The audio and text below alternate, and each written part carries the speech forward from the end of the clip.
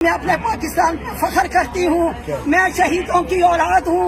1947 کی جنگ میں میرا پورے کا پورا خاندان شہید ہے. یہ جو خاتون ہے، میں نے اس کو سنا تو کئی مرتبہ سنا، اور بالکل مجھے یقین نہیں، مجھے سمجھا کہ کوئی فیک ہوا ہے، لیکن اس کی جب تصدیق ہوئی کہ واقعتاً یہ خاتون اتنی عزم والی ہے کہ اپنے شوہر کا جنازہ رکھا ہوا ہے اور بیٹوں کے انتظار میں ہے، اور پھر بیٹوں کے بھی جنازے پہنچ جاتے ہیں.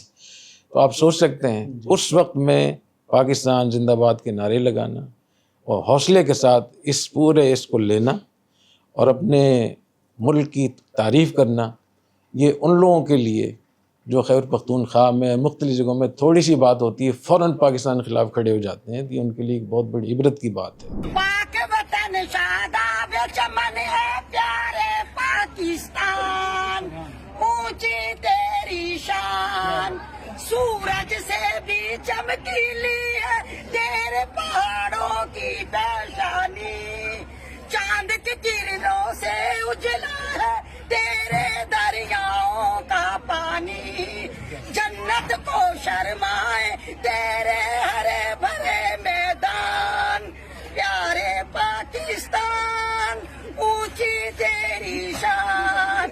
میر ابن قاسم نے تیرا پرچم لہرایا، میر ابن قاسم نے تیرا پرچم لہرایا، غوری محمود نے بڑھ کے تیری حدوں کو چمکایا. قائد پاکستان حکومت کو چاہیے کہ اس خاتون کو ایک بہت بڑا ایوارڈ دیں جس کی وہ حقدار ہے. ہم سب کے لیے، جتنے بھی لوگ ہیں، ہم سب کے لیے ایک بہت بڑی عبرت کی بات ہے. ہمیں اسے سبق حاصل کرنا چاہیے. جب آپ اس کو سنتے ہیں تو آپ کو یقین نہیں آئے گا، اور جو اس کی گفتگو ہے، جو اس نے اپنے بچوں کے حوالے سے کی، جو پاکستان کے حوالے سے، جو اس نے اشعار پڑھے ہیں، ہر چیز لاجواب. اور میں اس ماں کو سلام پیش کرتا ہوں، اور اللہ تعالیٰ ان کا حوصلہ بلند کرے، اور جتنی بڑی قربانی ان کی لگی ہے، اللہ تعالیٰ اس قربانی کا بہترین بدلہ ان کو دنیا میں بھی دے اور آخرت میں.